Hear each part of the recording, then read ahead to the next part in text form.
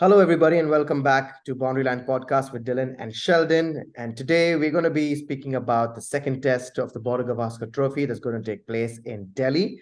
And Sheldon, just reminding our viewers that India won the first test by an innings and 132 runs. Really resounding win there. Inside 3 days, they managed to beat Australia, and given the fact that Australia were all out for 90 odd runs. Like we said in our last video, I think Australia should take a leaf out of India's book and go into this test, feeling that yes, they can do it. But what's going to be the game plan now? I think try to take it to the fourth day at least, maybe for a change. No, but good news started today. Australia is still rank one. We just saw the news. ICC made a bit of a mistake, putting India as the number one test side. I think they're going to test a bit early on that rankings. Yeah. But yeah, for Australia, definitely they got as much wrong as they could in the first game. I think you just got to put that behind you. There's no point dwelling on that. If you think about that game too much, you're just going to get killed again. Yeah. They got to put that out of their mind. They got to start fresh. I think some good news for Australia is that Stark most likely is fit. Oh, Cameron yeah. Green also might pull up. So those are two good moves for Australia. It might not change everything, but at least that's some positivity for them to take into the second test. That sounds good for them that Mitchell Stark is going to be back. We all know how important he is. He's obviously played here before, so he knows how to go about his business here. And of course, Cameron Green, we all know what a good upcoming all-rounder he is for Australia. So we'll have to wait and watch and see whether they make it to the squad or not. But 100%, I'm guessing Stark is going to walk inside. And if he does, Sheldon, for whom do they replace him with? I think he has to come in for Boland. I think Of Boland did all course, right, but I think Scotty Stark Boland, works. not Scotty Boland. Yeah, I think unfortunately he walks in straight for him. You can't drop Cummins, the captain, and as bad as he was last game, he is the best bowler. He's rank one bowler in the world, so I think he Yeah, can have an off game. yeah, So I think Stark straight in for Boland should be the change.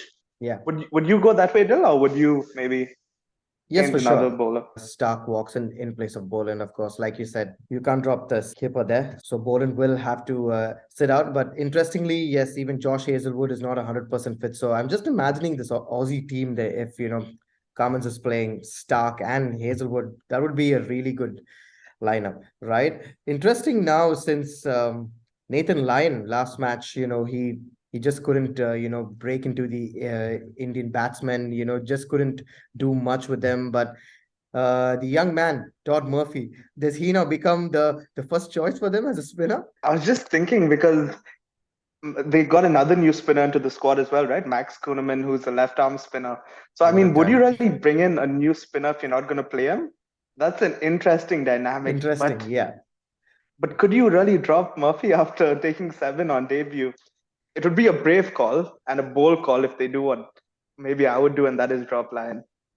I would do it because his record in India isn't as good, and Murphy bowled so well last game as well, and Yeah. it would be a risk, but I think you got to take a risk now. I mean, you saw last game the left arm spinner Jadeja as well. He was so good. Obviously, not same quality as Kunaman. I think a left arm spinner is needed for Australia to add dynamic because two off spinners did look a bit too similar. Especially when a batsman was set, But it yeah, looked very too similar to play them. So yeah. I would go for left arm spinner, but also if Kunaman plays for Ashton Agar, I wonder what he's thinking. He traveled about 2 weeks why back, but why am I here? Yeah, interestingly, Sheldon, that you said that they've added Max now to the squad there. But like we discussed, would Australia be bold enough to keep Nathan Lyon out?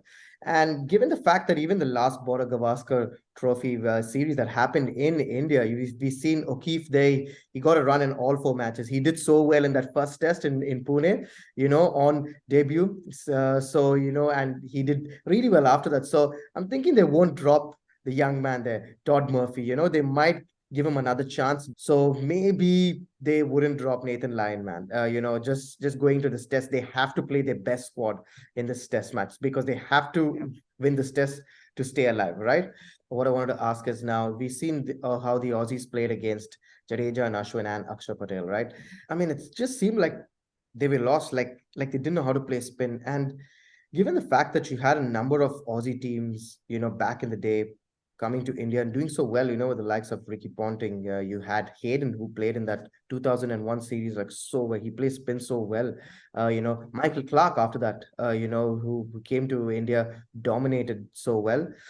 Steve Smith plays spin so well. And I think just given the fact that only Smith and Manas looked, good against spin, how are the other Aussie guys gonna, play Ashwin and Jadeja and Akshar? Because they seem like they don't have any clue. Yeah, it's crazy. I mean, it's going to be more mental than anything as well, how they cope with it. I think you got to try to find a way. I think it's not one plan for everyone. You can't just be like, okay, let's go and try to hit them out of the attack, because that doesn't work for everyone. I think they got to stick to their basics. They got to trust their defense as well. And I think if it works for, like, Carey, for example, he played the reverse sweep pretty well. It got him out a few times, Yeah. but that's his shot. Yeah. If that's your shot, you stick to it. Exactly. You don't go out and everyone try reverse sweeping if it's not your shot as well, because that won't work. Like, whatever you're confident, you go in with that. And I think that should be their main focus. Yeah. Try to play your best cricket, and with that, you should have a better chance. Yeah, because I was having a look at the highlights from the last Border Gavaskar Trophy in India that was there in 2017, and I seen that even Renshaw and Hanscom, who were there in that squad, like they played so well, and so given the fact of now that they're just so clueless against spin, I was just wondering, like, what could be the reason? And rightly pointed out, and we discussed in our last video as well, that they need to trust their defense more, and just play your natural game, play your shot. I think in the first test, a lot was discussed about the pitch and how it's going to be a rank turner. I thought, that was all too much. And I think that was in their head, playing more often, rather than playing the ball, to what's there. Yeah. So, yeah, I think they have to. And I think you're right. They have to put it out of their mind. I mean, in the first game, they got a pitch which I think was better than we all thought it would be, in fact, exactly. because it was pretty okay. I mean, a couple of balls maybe spun, but what else do you expect? Like, you're playing in Asia. Like, do you expect it to bounce like to your head? Like, no. So I think they got like a better pitch than expected. And I think on that first day, especially, it was all in the mind. They thought, oh my God, we're playing in like a Bunsen burner here. It's going to spin every ball. I mean, that was more of the problem. I mean, the first 2 wickets went to seam. That was before a spinner even bowled. So, exactly. I mean, you can't really blame the pitch for that, right? Yeah, but the all-important question for Australia nowadays is that does Matt Renshaw play this game or not? That's a big call. I think if he was in the best team to start the series, right? Because that's what they decided. I think you give him one more game.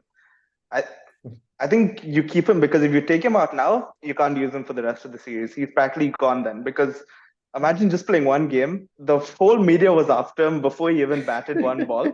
And then you take him out, there's no way they can use him again. And they played him because of his record last time, right? As you were saying, that he played spin pretty well last time. And I know Travis had a really good winter, right? But the way they were talking about him, you'd think he's Michael Clarke or like he's Steve Waugh, the way he plays spin. I mean, his record against spin isn't great. Like, he probably would have got at first ball as well. Like, I'm just saying, it's not like he's like the master against spin. It's just that you become a better player when you're not in the team. And when the others are struggling. So I think, yes, Travis had a really good winter, but those were on pitches which he's used to.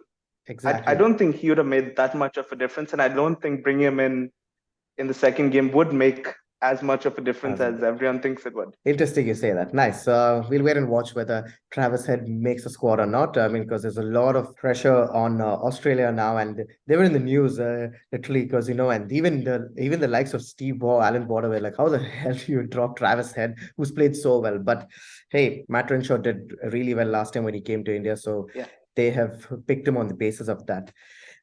Moving to India now, Jadeja, Ashwin, they're just champions, like we said earlier. So they'll be looking to attack the Aussies more in this next test. Yeah, I think all they got to do is press copy and paste and do something very similar to the last game.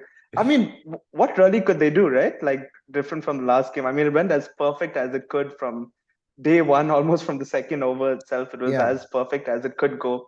I mean, the only thing probably is complacency. Like, that could come into the mind, but I don't think that should come into the side as well. Yeah. I think especially at home, and they're used to the conditions and they're right on top right now. So I think they should just keep the message very similar.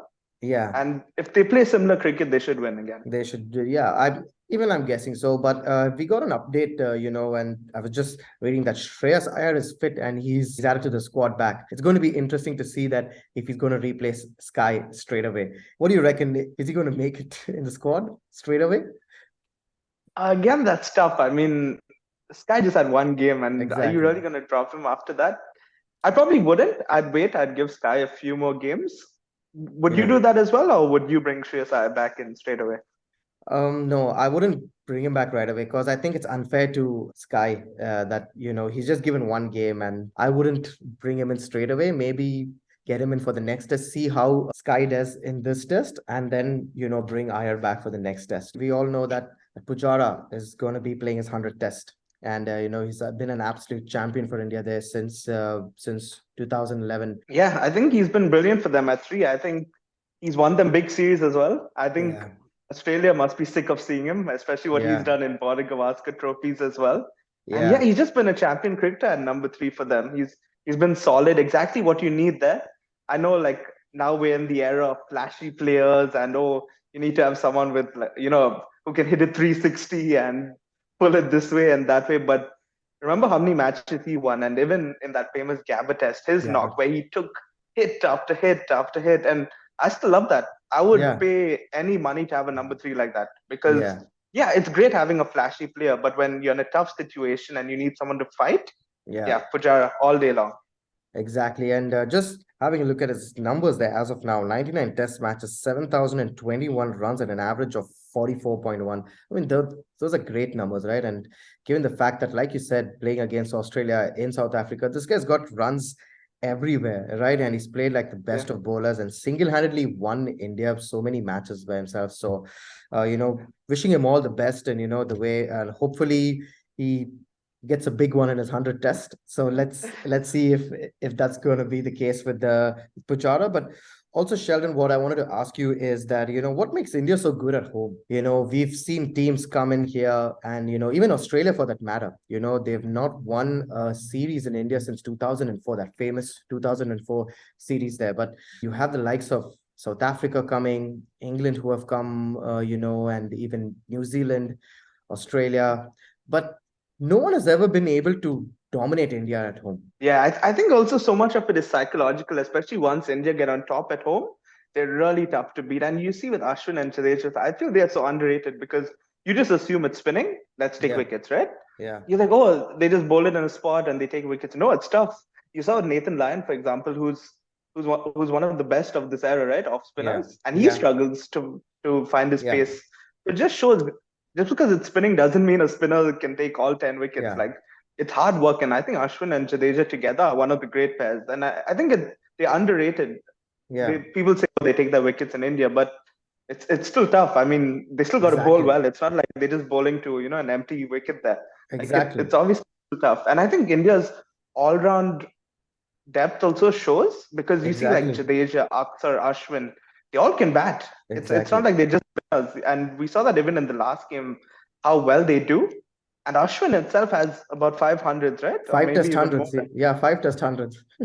And it's insane, just the all round depth. And that also you see when, for example, the Australian tail and many foreign tails, how little runs they get Yeah, and yeah. and how much India make up just in that area alone. They're strong in many areas, India, and I think it just shows how good they are overall. Exactly, like you said, just want to go over that point a bit more. That India's all-round depth, the lower middle order and the batsmen after that, like given the likes of Shami and Siraj and everything like that. Off late, these guys have been able to bat really well. That's the thing I don't see now with Australia, because given the fact that Australia was so good back in the day, and you had guys like that who could do it for them, and that's what I'm not seeing nowadays in a lot of teams. And I think India have realize that this is the way that it's going to be. And with the likes of Jadeja, Ashwin, and Akshar batting so well, if these three guys are there in your team, I mean, we've seen in the last game, India could bat all the way up till number 9, which is like a joke, Yeah, right?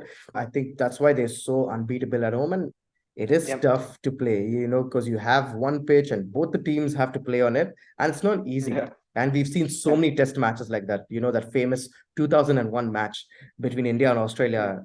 India were mm, down and out in that series. Australia were going to like walk over them, like, and but then we mm, all know what happened. India turned it around out of nowhere. yeah, But for sure. coming back to the test, Sheldon, I think it's going to be interesting now. India will be looking to, really go all out and win this game. So will Australia, of course, but I think we need to also keep in mind the last series that was played in India. Australia, if they even look at those matches, I think they'll really do well because they played so well last time also, right? Yeah, I think for Australia, something they should just focus on is winning one day.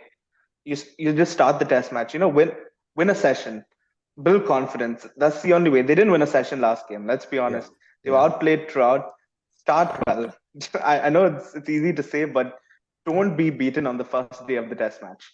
As if Australia is still competing after a day, they end the game. You rightly said that, India's going to win 4-0. And I said, no, 2-1. Australia can win at least one game, but I'm not seeing that with them. I don't think so that's going to happen 2-1. I think India's going to walk over them. So there you have it, guys. That was our discussion on the next test, which is happening in Delhi starting Friday onwards. As always, do like, share, and subscribe to our channel. And let us know in the comment section what you think Australia need to do differently. And if you have some ideas for our channel. And of course, we'll be putting up our videos every day all throughout the test match. So do stay tuned. And thank you so much for joining.